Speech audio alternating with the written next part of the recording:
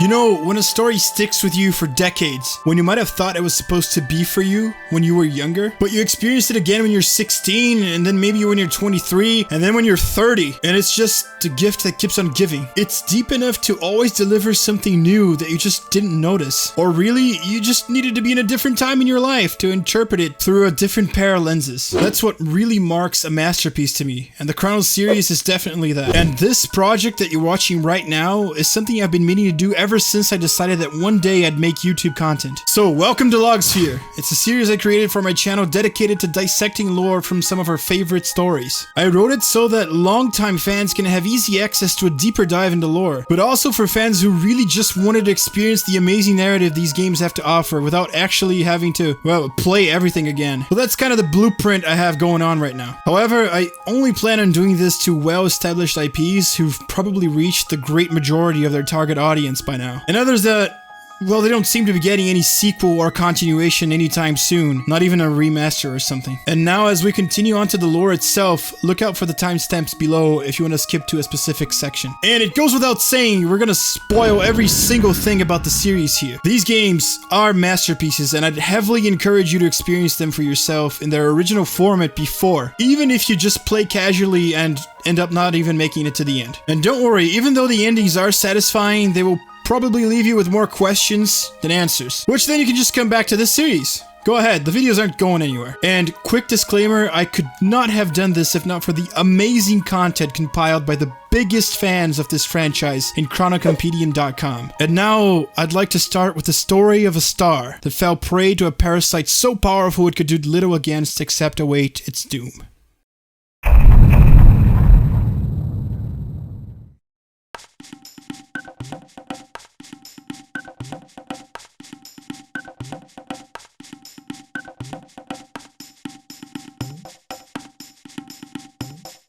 Around 65 million years BC, in a time period we'd call prehistory, the planet was home to two sentient races, the primitive humans and the highly intellectual and civilized reptites. As far as we're aware, the humans separated themselves into two main tribes, the peaceful tribe Laruba and the warrior tribe Ioka. Ioka? I'm just gonna call it Ioka. The reptites were incredibly developed, having already mastered the art of writing, speech, architecture, science, and even developing extrasensory abilities like telekinesis. And besides being far more advanced than the humans, they had a much more natural connection to the planet itself. I guess you could say they had a far better understanding of its inner workings. The humans were still in an early stage of evolution when compared to them. It's like we were one step behind in the ladder still. Remember, this is gonna be a huge plot point for later. And because of those differences, the humans were met with harsh racism when they were dealing with the reptites. After all, we were just hairless apes, as they would call us. They would assert that the humans were not fit to inherit the planet alongside them. They instigated an all-out war between the races, looking to eradicate humanity from the face of the earth. It's more of an extreme fascist way to see it, but I guess the reptites were reptites. When war arrived upon the humans, the Laruba tribe chose to escape as far as possible and hide themselves by settling in the forests. The Ioka tribe, however, absolute mad lads, stood their ground and fought tooth and nail as hard as they could against a sure defeat at the hands of the adversary. And I honestly can't really affirm anything for sure.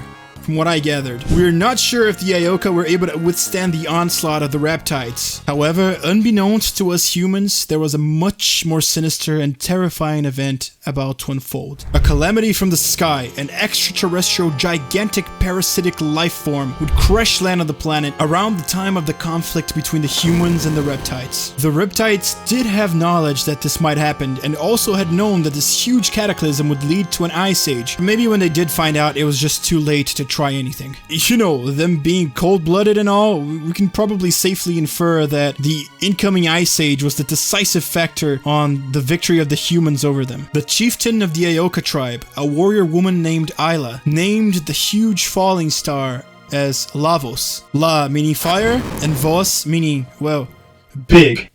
Come on now, they were simple people. Cavemen, really. After landfall, Lavos immediately buried himself deep beneath the earth, where, true to his nature, he'd feed upon the planet itself until he matured. Now, I was wondering if I should mention it now, but for the sake of unifying the games, I will. Somewhere along the time of the crash or later, a piece of Lavos himself fell out of him. This part of him that separated would be later known as the frozen flame. The humans eventually found this artifact, if you can call it that, and came in contact with it. And there's much more to the connection between the frozen flame and humanity itself in the Chrono series. However, it's a huge exposition dump in the Chrono Cross timeline, so I'm gonna leave that explanation for when we get there. For now, I'll tell you that the frozen flame would always pick an arbiter, a person that came in contact with it and could use it. And from then on, a long time would pass until we reach the next era of events. Sometime after the Reptite War, the humans evolved into not cavemen, Homo sapiens, that's the word. Not only that, but since we're dealing with a fantasy setting, they discovered a unique special power within them, the ability to master and use magic. While the Reptites basically went into extinction due to the Ice Age. The humans in turn retreated underground to be able to endure the rash weather. I personally speculate that this retreat deep into the earth was what caused the humans to find the flame in the first place. Since Lavos dug way down there to feed on the planet's energy, it probably dropped it somewhere along the way. As our story unfolded and we evolved, we humans of course started doing what we do best, which is organizing a social hierarchy depending on your birth and status. Great. And the main factor in this history would be your magical aptitude. According to the compendium, some humans can use magic unaided by external power sources. Others could tap into that magic power with assistance from said power sources. And the rest were wholly incapable of using magic. While learning the ins and outs of spellcrafting, the humans came upon an artifact called the Sunstone. A stone said to have bathed in sunlight, absorbing its energy for over 1,000,000 years. The humans would then learn how to harness and utilize the Sunstone as their main source of energy, as well as using its mystics to enable aptitude for magic in some non-innate initiates. Those who were able to use magic were then called the Enlightened ones, and created Zeal, a country made of islands elevated to the skies as their place of dwelling. The remainder of the humans with no magical aptitude at all remained behind on the earth and were called by their elite peers the Earthbound. As said before, because of the cold climate, they were forced to dwell in caves deep beneath the earth, often used as slave labor by the Enlightened. And now we approach the year 12,000 BC, the year that marks the era we call Antiquity.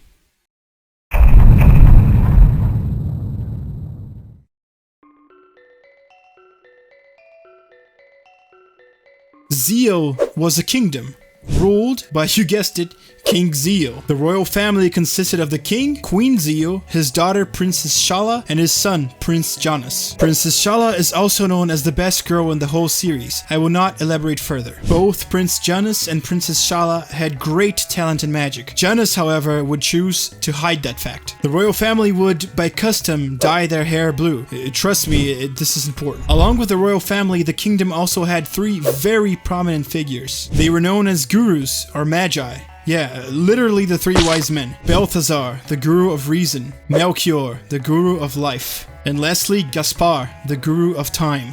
Allegedly, these men had more knowledge and skill than anyone in the world, and were extremely respected and influential figures in their society, consistently spearheading research, development, and the progress of the whole magical world. Eventually, King Zeal passed away, and Queen Zeal succeeded the throne. It was during this time that the Magic Kingdom somehow found out about the existence of an entity living deep beneath the surface of the earth. That being, of course, Lavos himself. And again, you guys know, humans are pretty good at this. We immediately began studying it in order to harness its energy. And here we don't exactly know the order of the events, but the gurus created a pendant meant to be safe kept by the royal family. This mystical heirloom was given to Princess Shala, and to go with it, the gurus created a great device called the Mammon machine, which was somehow connected to Lavos and was somehow capable of absorbing its energy. All we really know about the machine is that it was built with an ancient magical ore called the Dreamstone, which understandably had natural energy absorption properties. And the last bit of information we have is that only one person was capable of operating the machine, and that was Shala herself,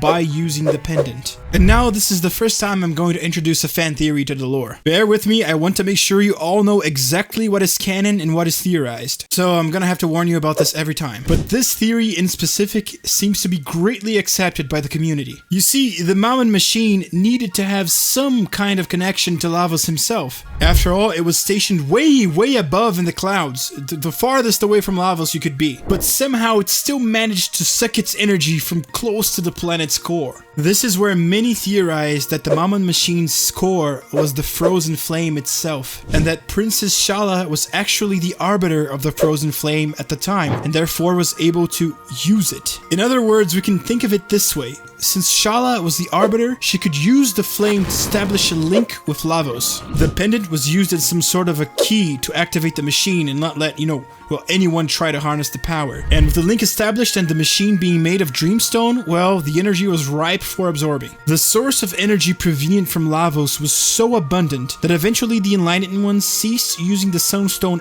altogether and started to rely solely on Lavos. This is thought to be the reason why Janus chose to hide his aptitude for magic, by the way. Possibly having felt something sinister about the energy harnessing process, or being warned by his sister who probably knew exactly what Lavos was. And now, this is a pet theory of mine, but I think there's another reason why you needed the pendant to act as a key in order to use the machine. Somewhere along this time, something really disturbing happened to Queen Zeal, and I want to cite a poem to you guys that happens in Chrono about the flame, and you better believe this is not the last time I'm going to bring this up. Be very careful when you stare into the flame, for the flame will stare back. It will either transform you into a different being or burn you to ashes. Well, it doesn't exactly rhyme, but you guys get the gist of it. It's pretty explicit in this that if someone tries to mess with the frozen flame without being its arbiter, some bad things are gonna happen. The gurus probably knew that and decided to make a key to not allow people who have nothing to do with the machine try to mess with it. I am very confident that Queen Zeal tried to use the frozen flame for herself without being its arbiter, either before or after Shala became it. And for some reason, as if from day to night, Queen Zeal has a drastic change in personality. She becomes egotistical and aloof, seeming completely obsessed with Lavos, and under the pretense that if they moved the machine closer to the beast, they'd be able to more efficiently gather its energy. She then orders Balthazar to design a huge underwater facility to that end. It would be built deep beneath the ocean and appropriately named Ocean Palace. Sometime during this, the gurus obviously catch on the fact that they might be playing with some eldritch crap. But when they start objecting a little too much, the queen just exiles them or,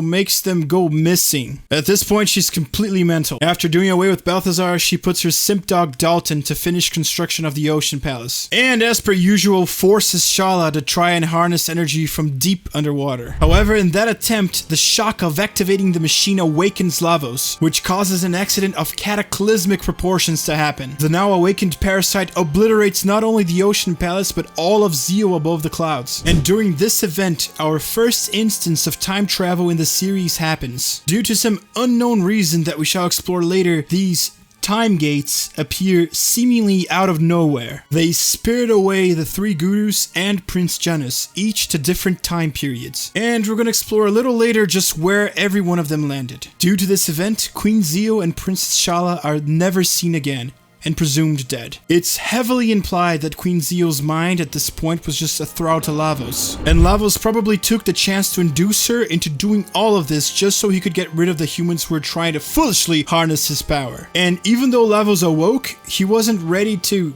hatch, so he just stays buried deep inside of the planet for eons and eons to come. Not only that, but the cataclysm also destroyed the Sun Temple where their other source of energy rested, the Sunstone, and it sunk deep into the sea. Now the Enlightened ones that survived were left without a capital, and with both their energy sources completely out of their reach. It was not all doom and gloom though, because the colossal repercussion of this event was that it ended the Ice Age on the surface. But with no real way to use magic, the Enlightened were forced to intermingle with the Earthbound, and as the centuries went on, humanity slowly forgot about their ability to use magic. This innate ability, however, still resided deep within some of us, even though we might have never known it.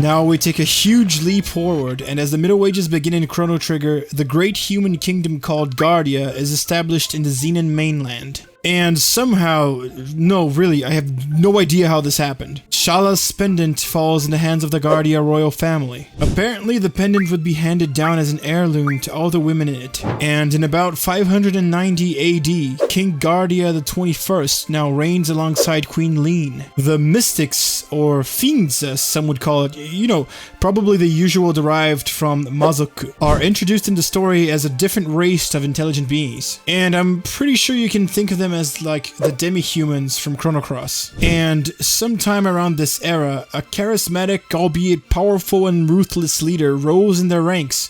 A mage, no less. Adequately called Magus, this leader would entice an all-out war between the humans and the mystics. And in an era where humans had forgotten completely about their spellcrafting past. And then we finally arrive at the obligatory JRPG Hero vs Demon King reference in Chrono Trigger. As you guys know, every Mao needs their Yusha. Our hero in this instance is the best knight the Guardia Kingdom has to offer, Sir Cyrus. But don't forget his faithful squire, Glenn. Cyrus proves his mettle by recovering the hero medal from the Frog King. There's our crest. And while questing like any good hero, they find the legendary sword called the Masamune in the caverns inside Denadoro Mountains. Our now fully fledged hero decides to take the fight straight to the Demon King himself. Probably like a high risk, high reward tactic. I mean, if you successfully kill the Demon King, it would probably destroy the morale of the demon army, breaking the mystic's fighting spirit and probably granting victory to the humans. And with the least amount of bloodshed to boot. That's definitely the plan of a hero if I've ever seen one.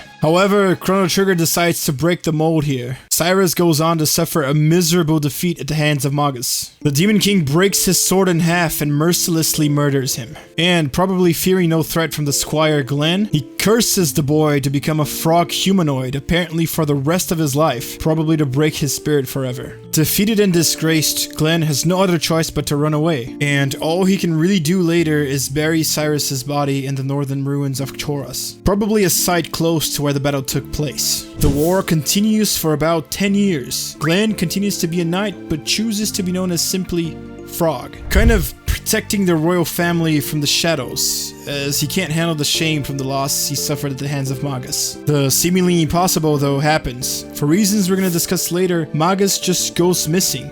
Forever. After a time, he is presumed dead, and what the Guardia Kingdom predicted does indeed happen. Due to the loss of their leader, the mystics' morale plummets and they are defeated by the humans in the war. Their societies, however, remain separated, and a big prejudice rises between both races because of the conflict. Time goes on, and in honor of Queen Lean, a huge bell monument is built. A town square is constructed and given her name. And just like that, 4 centuries go by.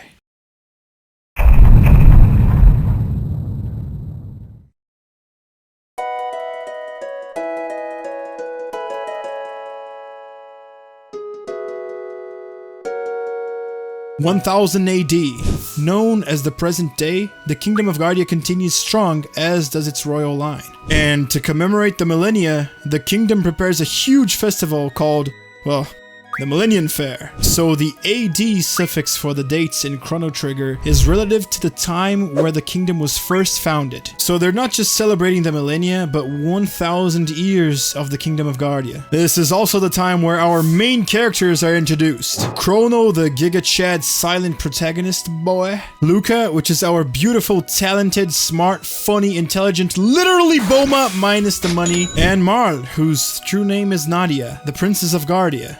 That rhymed. At this time is where arguably the most important event for the planet's survival will take place. But in this timeline, it never happened. Chrono, Luca, and Marl, in this one, never traveled through time, never met their most dear companions, and never even knew that the world was doomed. Unfortunately, we don't know too much about their lives in this timeline. So then, another millennium goes by.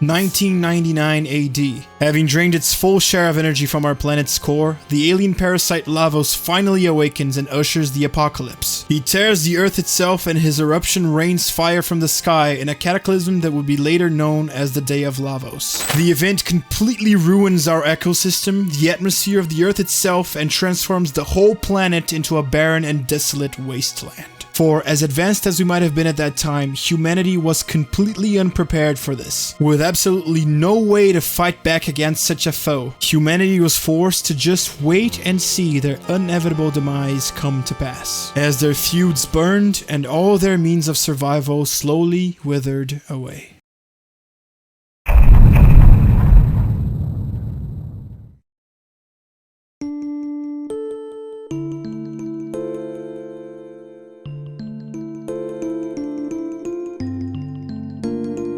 In 2300 AD, the distant future, Lavos finished his cycle and now rests at a place called the Death's Peak and reproduces. His spawn are then launched into space to find new host planets and continue their existence. If this is sounding like Muv-Love, it's because it freaking is. And understandably, not being able to produce food at all, humanity eventually perishes. It is implied, however, that even in this timeline, after like a gajillion years, the planet does indeed recover. But unfortunately, we can't say the same about the human race. And now the story about a planet that hasn't given up on itself, and of 7 brave heroes that put their life on the line and travel through time to stop the apocalypse, actually begins. This is the story of the Chrono trigger, which we will begin in the next episode.